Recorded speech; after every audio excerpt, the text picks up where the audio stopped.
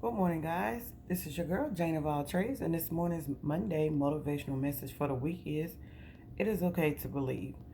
So, guys, I'm just going to share a little bit with you about my 2019 and how we got here today. So, 2019, January, I had a slogan saying, all profit, no debt, no love, which means to my homegirls, what this meant was we had to grind hard. If we had any debts, those debts needed to be paid, and we could not fall in love with anyone. We had to tell anybody that was interested in a relationship that we couldn't be in one. It is what it is. We're not having that. We got to focus on our goals, okay? That was January. So February came, as y'all know, some may not, that I'm a realtor. So February came, I had a couple deals on the table, but I fell ill. So, me thinking it was just stress from all the jobs that I was working, I decided to take my real estate license inactive, which means any deal that was on the table, I forfeited the pay. March came and things just wasn't getting any better, so I kept taking off my workload, taking off my workload. So I got an opportunity to change the position that I was in at work and go be developmental somewhere, okay? So I was like, this is a good change. We can do this. So change the scenery. So I thought. So I went to the new. Went to take on the new opportunity, which was okay. It wasn't bad. New field. It was okay. So the headache started. The body ache started, and I couldn't figure it out. So I was like, you know what? I have to be stressed. This was during the time that my phone would always go out, my Cash App app would always go off with requests from random family members, asking to borrow money, borrow money, borrow money. So I said, it got to be these family members. So I decided, okay, well, I'm just going to put everybody who requested money every week on the block list because they're not understanding that I'm just tired right now. I'm trying to get everything together. I'm trying to do this. I'm trying to do that. And nobody cares about your situation, by the way. Nobody cares. They just want what they want. So I said, forget it. My birthday's in April. My baby birthday in April. I was like, we're just gonna take a trip. So we took like 12 days off of work. We took a week long cruise. We went to Mexico. We went to New Orleans. Stayed a few days there. Just living it up. We decided that's what we were gonna do. This is April. So I returned back to work come May, and on that first week of May, I remember being in training because remember this is a new job opportunity I took at work, and my telephone rang, and it was the doctor's office. Now, granted, April's my birthday, so that's when you go in and you get all your tests and things done. So they were just, and I had already let them know, listen, I'm going on vacation. Call me whenever I get back if anything comes up. So I remember being in training, and when that phone call came in, I'm telling everybody, hold on, this is my doctor's office. I need to take this. So I took the call, and it was a nurse on the other line, and she was telling me, listen, the doctor has scheduled you for surgery on May 14th. This is the first week of May. They said it'd be like around May 6th or something, whenever the call came in. So I was like, it can't be anything that serious. She's like, no, it is serious. You're going to need to come in, da da da. She goes through the whole thing. So I just remember busting out crying. And my homegirl, me, she was just like, Tony, what's wrong? And I was like, it's happening all over again. So for everyone who doesn't know, I've had a series of cancer throughout life. Okay. So this is one of the things. So when this call came in, I was devastated. I was like, this is not happening again. This is supposed to be my year. It's my year. So I remember going back to the phone telling the nurse, well, the kids don't get out of school until the second week of June. I can't have surgery next week. You got to give me more time to plan. Ask the doctor how long, I can push my surgery out to. So at that point in time, she put me on hold. Took her a few minutes. She came back to the phone. She said the latest I can do is June 6th. I said, you know what, I'll take it. And I think the kids' last day of school was like June 10th. So I was like, I can figure that last week out. Now, mind you, that was not an issue. It was just I was scared because back a few years ago, I had a surgery. And against doctor's orders, I wanted to go home. And on the way home, my best friend and she was on the way taking me home, and I had an allergic reaction to the medication, and I almost died. So the thought of having another surgery did not sit well with me. So here it is, May, and I'm trying to prepare myself for surgery. And the only thing I remember, so the week of your surgery, you usually go back into the doctor and they have to tell you what. Basically, they're giving you a consultation saying, well, this could happen, this could happen, this could happen, okay? So when they got to the life portion of it, well, there is a chance that you may not live, my life just stopped. Because here I am supposed to be all profit, no debt, don't fall in love.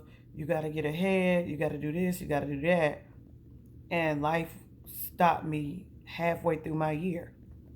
So I remember going home and talking to my oldest daughter and just letting her know, like, I still want y'all to go to school. I'm gonna have my surgery.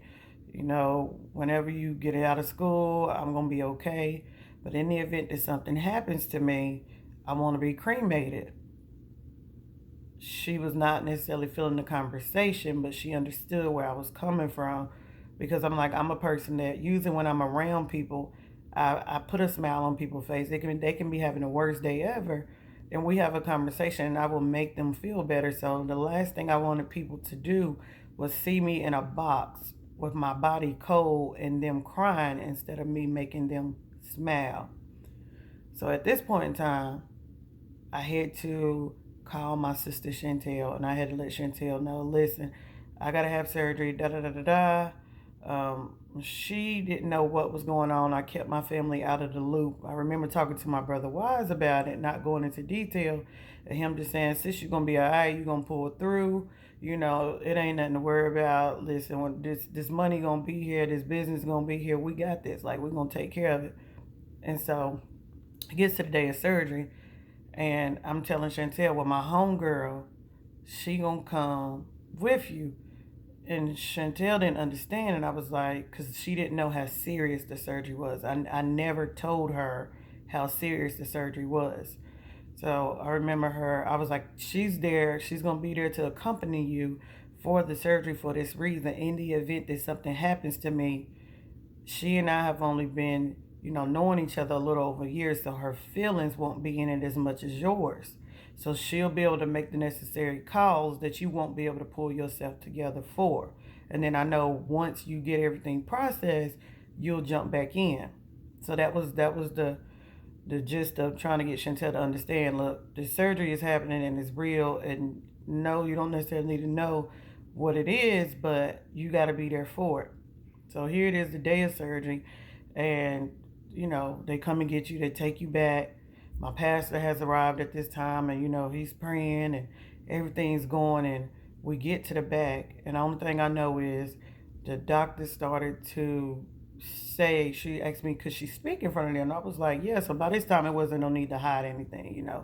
I was ashamed at first because I didn't want nobody to know I was sick, but the surgery had to happen. So I remember the moment that the doctor just started saying what everything was, and I just remember Chantel busting out crying, y'all. I seen my sister hurt in a different type of hurt.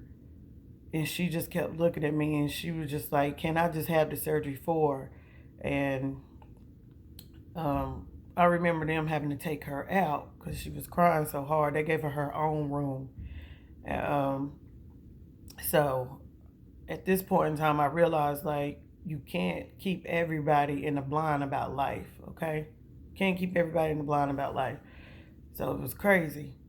So I remember making a deal with the doctor that if I be good, if everything is okay, I can go home tomorrow. I don't want to stay in the hospital a few days. I don't want to be away from my family that long. Even though this is the same family, I failed to truly prepare for this surgery. So long story short, we finally get through the surgery, and I remember waking up, and the first person I seen was Chantel. The look on her face when she seen me awake, y'all, it's like, I can't even explain it. But the look just, it was more so like, I wish I can kill you myself, but I'm not because I love you. But don't ever, ever, ever do nothing like this again. So we got through that. But I remember also during my hospital stay that they kept drugging me up, kept drugging me up, kept drugging me up because I decided that at some point in time, the nurses said I kept trying to run away. They would often have to come and find me. I would be in the hallways with everything attached to me. I kept looking for the escape door. Like, it got crazy. It got crazy. And me, I didn't remember these things. I just know the next time I woke up, I seen my children's father and my kids. And then all of a sudden, I was out again. Remember waking up again, I seen my brother Wise. Remember going back out again, waking up again, I seen my homegirl Takia. So I remember that every time I would see somebody, shortly after I would go back out. But what it was is what the nurse was trying to tell me once I came to myself, she was like, no, every time you seen somebody, you thought they were coming to pick you up. And you kept trying to leave, so we would have to dose you back up to put you back out. And I'm just like, wow, I was just one determined soul. So finally, I made it out of the hospital after being totally embarrassed. They told me that one of the nurses, the charge nurse that night, she, they said she just disappeared. She said she couldn't do it anymore. I remember even while in the hospital, I remember somebody bringing me their phone, and it was the doctor on the phone, and she was just like, stop it. Stop it. Everything's going to be okay. Just stop it. Stop trying to run away. And I'm like, I don't even know what they're talking about. They're lying on me. They wasn't lying. I was just so medicated that I didn't know. But it just showed how determined I was, even under medication. So, long story short, finally get out of the hospital. I go home, and then they tell me I can't drive. So now I'm looking crazy. So now I have to depend on somebody to come take me to the store. I want to go sight. Everybody know I'm a sightseer. I don't care if I'm just going to the park. I like to get in the car and ride. So I'm depending on people to come and do these things. And finally, I just called the doctor's office and said, I can't do it. I need to be able to drive. And we're like, your body isn't well enough to drive. Under the medications that you're having to take, it's not good for you to drive. So that portion of it killed me, but I had to sit still, y'all. I had to sit still. So finally, they gave me driving privilege. So you can drive a certain amount of hours out of the day, okay? Then coworkers started calling and texting, hey, we miss you. We hope you get well soon. And I'm one of those people, I don't like to leave my workload on somebody. So I remember calling the doctor's office probably about 6 weeks, maybe 7 weeks after the surgery saying, I want to go back to work. And she said, that's not a good idea. Your body's not healed. You can't go back to work. You can't go back to work. And so, of course, one of the not the charge nurse, one of the front office ladies, they said, your doctor is going to be out of town for 2 weeks. So you won't even be able to get in to see her to get those release papers. So I was like, I know. Oh, good. So I remember waiting till she left to go out of town, and I called up there, and it was a PA. And I remember finessing the PA, telling the PA, yeah, I talked to the doctor. She said she was going to release me. I just need to get my paperwork signed so I can go back to work. So I get there, the PA looked me over, and everything looks good. That, not necessarily paying attention to everything that was in my chart. And she signed my release forms to let me go back to work. So at this point in time, I'm back to work. I'm trying to get in the feel of things. I'm, slowly but surely catching on. But when I got back to work, all my projects were in order. All my projects were caught up. And this is just something that doesn't happen. I'm going to tell y'all that now. I work in my work environment. Like, you can't really expect for someone else to keep your work up. But since I was a person who didn't mind jumping in and helping somebody else, the whole time I was out of work, they jumped in, they helped me out, they made sure my projects was caught up. So when I came back to work and all of my projects was in compliance, it was the biggest smile. It was the biggest sense of relief to know that I made it back in, and somebody cared enough to say, I will not let this woman get out of compliance. So that was the first sense of care from, my employee, my, coworkers, that I was like, yeah, okay, good, this is going to be great. So a little bit later, I decided I wanted to go back to my old apartment, mainly because I needed to work less hours during the week. I didn't want to be so stressed, and I wanted to get back to the money. So I wanted to jump back into real estate. I wanted to jump back into catering. I wanted to jump back into doing my delivery. So I knew with doing so, I would have to cut my shifts at work. So immediately, probably about a couple months in, that's what happened. Now, what I didn't tell is earlier that year, I had to refinance my truck because I had co-signed on it for someone, and then something went wrong, but I didn't want to mess up my credit. So when you refinance something, of course, it pays the old loan off, and then you have a new loan. And on your, and then on your new loan, what happens is they want you to pay on it at least a year before you pay it off, okay? So this is a new loan. I totaled the truck. So now I got to go get a new truck. So now I'm like, forget it. I'm not even worried about it. Remember, all profit, no debt. Something got to give. I got to get a new car. I'm not the person to go to a buy here, pay here lot. I feel like if I'm going to get a car, I'm going to go get a car. So I remember going to the car lot that day. This is October, so this is how far now in the year we are. So now I'm in October. I remember going to the car lot that morning and sitting there. And even though I had money to put down on the car, I remember the salesman coming out. And I was like, I talked to you a few months back, and I told you I was going to come and get a car. Well, life happened, but I'm here now. And so he's talking to me. He was like, well, have you thought about what you're going to get? And I was like, yeah, I know exactly what car I want. So I picked out my car, the color, how I wanted everything to be set up. And we proceeded to sit down. And he was like, well, we're going to have to run your credit, and you're probably going to have to put this much down, and da-da-da. And at this point in time, I'm laughing. I'm like, he don't know who he's talking to. Like, number one, I got good credit. So when I get my mind set on something, I know what it is. So I was like, you know what? I was like, sir, you wasting your breath. I was like, in fact, it's not going to be a problem with my credit. But on the top of that, I'm not even going to put anything down. Now, mind you, I had the mindset that I was going to put something down on a car but when he started talking as if he just knew my credit wasn't going to be good enough, and that how much I was going to have to put down, then that's when my mindset changed. Like, you know what? Let me go ahead and show you. Because black women do have good credit, okay?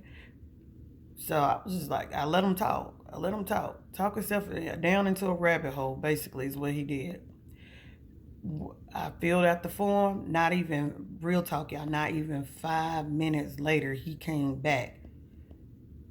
He said, with a set of keys to the car that I picked out, color and everything, and said, here you go. He was like, we just need to get the rest of your paperwork signed. I said, oh, what happened to the down payment? He said, we don't need one. So I started smiling. I was like, well, I figured you wasn't going to need one. I said, but you was too busy running your mouth. You wasn't listening. So at this point in time, I'm hyped up. I'm like, forget it. Not realizing I'm putting myself in another $30,000, $40,000 worth of debt behind a new car. But forget it. I'm going to get a car. I want the car I want. So I go to the finance office, and he's going through the different options as to how many months you want. Do you want 60 months? Do you want 48 months, 72 months? And so we get all this figured out. And he was like, do you want to add this, add that? And then I'm just sitting there laughing. I was like, so I go through, I tell him everything that I want on the car, what I need, and that's just it. So I was probably there a matter of an hour and a half, at most, only because paperwork kind of takes a long time when there's a lot of people at the dealership. But I remember getting to the back, and the finance guy said, you know what? Out of everybody that has purchased a car today, you are the only one that was able to drive a car that you wanted off of the lot with no money down. He said, and I just want to commend you as being a single black woman, single parent mom, and you're doing it. You're making it happen. And I started laughing. I said, I'm covered in grace. And he said, well, I don't know what you're covered in. He said, but I can tell you now, a lot of people come to this office. He said, and I get husbands and wives, and one person credit is not good and one is barely good enough. He said, I get people who make, $150,000 a year. He was like, and they still have to put money down. He said, so I'm just letting you know, like, whatever you're doing, keep it up. I said, you know what? I've always been the one to pay my bills. I said, that's number one. I said, people get so caught up in life that they forget that the small things is what actually make you. So I always tell people, loyalty is how you pay your bills. And people always be like, huh? Loyalty is how you pay your bills. Think about that. If you always pay your bills no matter what, even if your check's short, even if you called out of work for 2 weeks, even if you lost your job, even if you don't have nobody helping you, you still make that payment. You still paying your mortgage or your rent or your lights, your water, your car payment, your car insurance. That's loyalty, guys. That's loyalty. So when people sit there and they talk about loyalty, you have to look at them. So I tell people all the time, I like people around me who have good credit. They be like, well, that's biased. No, it's not. Because a person who has good credit means they make a decision every month to do what's right, even in the event that they don't have it, even in the event that something went wrong, even in the event that health happened, even in the event that divorce happened, even in the event that something happened, they still made that decision to come through on that payment. So what I would say to y'all this morning is, when it comes down to motivation, think of the word loyalty. How do you want people to understand you as a person? Are you a loyal person?